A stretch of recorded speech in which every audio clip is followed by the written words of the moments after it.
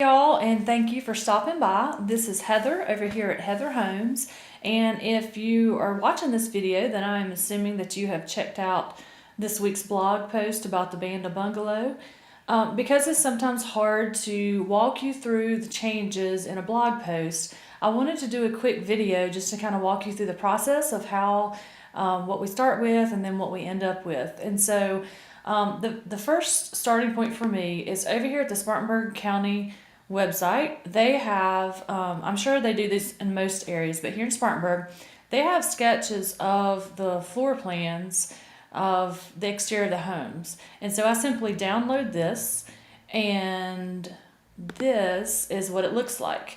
It's usually drawn pretty close to scale. If there have been any additions or anything like that, those may not have been added on. But I basically take this, print it out on a piece of paper, and homeowners can do this as well if you are do-it-yourselfers and so forth.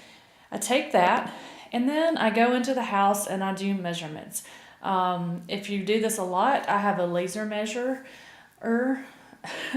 and also just a regular measuring tape. But go through, this is kind of a cleaned up version of my messy version, but just marking off where the walls are,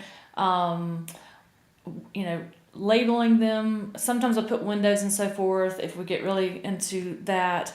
But basically we're looking for the dimensions of the rooms and anything that is going to impact the design plan.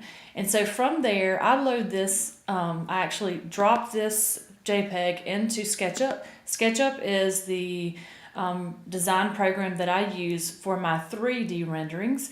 If I am just using, or if I'm just doing a room plan, the floor plan, then I have another program that I use if folks don't need 3D renderings. And so I kind of do a hybrid depending on who needs what.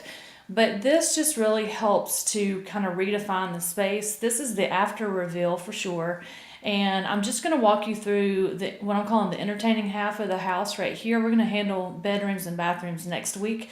But I just wanted to be able to show this to you a little bit better. And that way, as you're reading through the blog, or maybe you need to go back through, you'll kind of be able to visualize what we did. But first off, when you walk in the front door, here's the living room. The only modification we made here was that we removed the plaster to expose the brick. And then we removed that bookshelf there.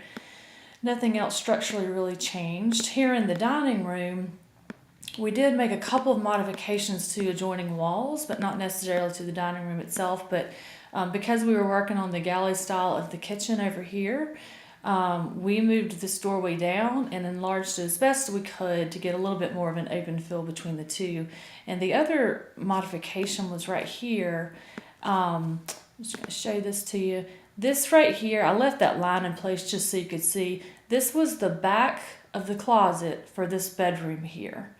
And because we were turning this space, which we'll cover in next week's post, because we needed all of this square footage to get everything in there, we needed a place for you to get into the bedroom because previously that door was right here. So we closed that up, took this wall down, and used that pretty large size closet space as an entrance to that bedroom. It worked out really well. And then last but not least, we have the kitchen. And so the kitchen is the space where I work with clients the most with my, what I call e-design floor plans, because you can visually see what's going to happen. This is where people put most of their money and their time and their effort, and it's very helpful. Most clients that I have worked with, including myself, are visual people. They need to be able to look at it and see. And honestly, sometimes I can see things most of the time before I even put it to paper, but there have been several occurrences where once I draw it to scale, maybe something doesn't work so much, or what I thought I heard from a client didn't work out. And so we work through this until we get it just right. But the great part is this really, if you'll check out the pictures, this is pretty darn close as to what it looks like. And so it really kind of helps me and my clients to be able to see what the end product will be. So I just want to circle it around one more time. And like I said, we're going to cover the bathrooms and the bedrooms next week. So I'm not going to waste time on that today. But it really does kind of help visualize what it's going to look like. So these are two services that even if you plan to do a renovation yourself or manage it yourself, it might get you dizzy trying to spin around here, that if you need help with your design plans, be sure to check out my website.